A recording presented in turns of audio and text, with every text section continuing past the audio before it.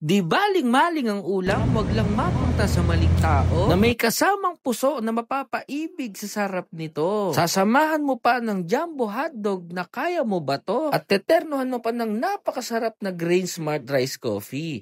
Kaya ano pang hinihintay mo? Para saan pa yung pagtatrabaho mo kung hindi ka mag-food trip? Kaya tara, food trip tayo. Hello, madam. Hi po, sir. Good afternoon. Magandang araw po. Maayong. Mayong ito. Hello po, kamusta? Okay lang po, sir. Ano yung binibenta mo dito? Ano, sir? Mga street food po, sir. Mga ulam po. Ulam, ito. Apo. Ano tong mga binibenta mo na to? Ano, mura lang po yan, sir. Ito, 5.20, 20 pesos, 35, 10 pesos po. Wow. Sige, pwede bang pa-order ako ng bawat isa na yan para matikman ko? Ano yung pinaka-best seller mo dito? Yung siomai po, sir. At saka, ano, sir, hotdog balls with cheese po. Yun. Sige, pa-order ako nun. So, ano yan? Iluluto pa. Yes po, sir. Ano yung bilog-bilog na yan, te? Ano, sir? Hotdog balls po, sir, na may cheese. Hotdog. Sa Virginia po, sir. Ano po pala pangalan nyo po? FLJ po. Ma'am Ethel, no? Saan po matatagpuan tong yung store? Ano, sir, dito po sa may Jones, Chowking Jones po, sir. Katapat po ng Cup building. Matagal na po kayo nagbebenta dito? Bago lang po, sir. Bag- March lang po kami nag-start. Kamusta naman ang benta? Okay lang po, sir. Kaya lang po, sir. Ito po, may kasama na yung rice. Oh, yes po, sir. Ano po? Onion rice po yung meron sa amin, sir. Yan. Ano yan? Puso Te, ano po. tawag dyan? Puso po, sir. Puso. Sa Bisaya. Yan. Dahon ng nyog. Opo. Tapos may kanin doon sa May loob. kanin sa Malagkit loob. siya. Hindi po, sir. Ivory yung nila. Yung kanin nila. Kanin nila. Sige, te. Order ako nito. Ayun, no? Nauubos naman lagi yan, te. Opo, sir. Anong oras yung nyo dito, yung operation hours nyo? Hapon po, sir. Anong Opo, oras kayo usually nag-start? Po, 1 o'clock po ng hapon. Ano, customer nyo dito, te? Ano po, sir, mga riders po, sir. Like Grab, Maxim, Move It, at saka Food Panda. Ayun, no? Dito mo, oh. Kaya magkano lahat yan? 125, sir. 125 lang yan, ang dami. Sige, kahit hindi vlogger, ganyan talaga yung serving nyo, ha? Yes, sir. So guys, no, nandito nga tayo ngayon sa Jones, sa Cebu, para mag-food trip dito kay Ate Ethel, nung kanyang mga ulam-ulam dito, guys. Diba? Sobrang solid dito. Street food na ulam. Diba? Dito lang siya sa may Jones, sa may Chowking. Tapos may kasama siyang puso, yung pinakakanin nila dito, guys. Ito. Ito, magkano isa nito?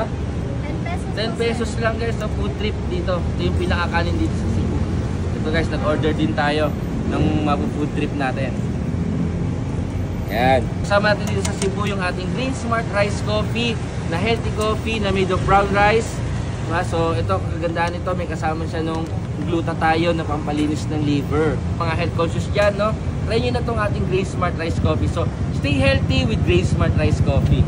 Okay, so ngayon, tikiman tayo guys. Pwede dito magkamay sa nila dito. So wala rin sila dito. Pwede mag-dine in. Usually mga customer nila dito, mga rider. So, try natin. Product nila. May bubuklatin pala dun sa gitna, oh. Brother, paborito mo yung mga gitna. Ano yung mga binubuklat? Biyakan, oh. So, puso, 10 pesos. May ulam sila. 3.20. Pwede na sa inyo. So, sobrang affordable na, di ba?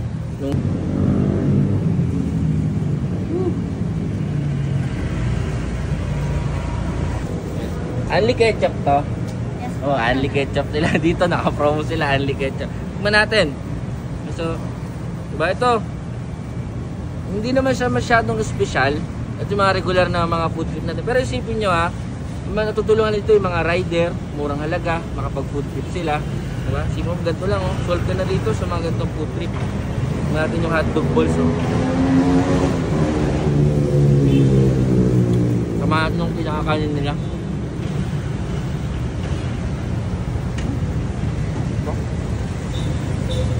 Yung hotdog nila, hindi siya mumurahin yung lasa.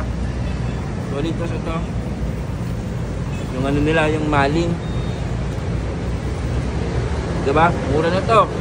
Maling na yung ulam mo, wag lang mapunta sa maling tao. Aray ka! Naman natin. O yun. So nagpudrip dito kay Ate Ethel.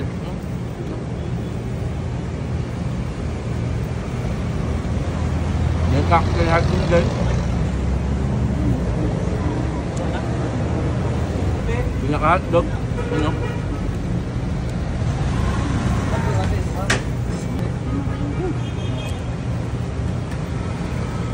₱50 lang, meron ka ng kanin at ulam. Ito.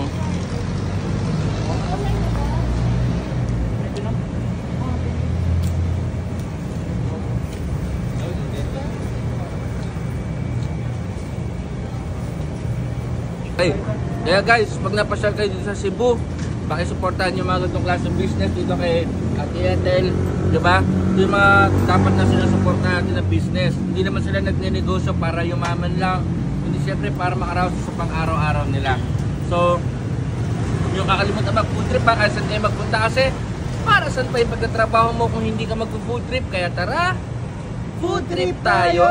So, yun lang. Bye-bye!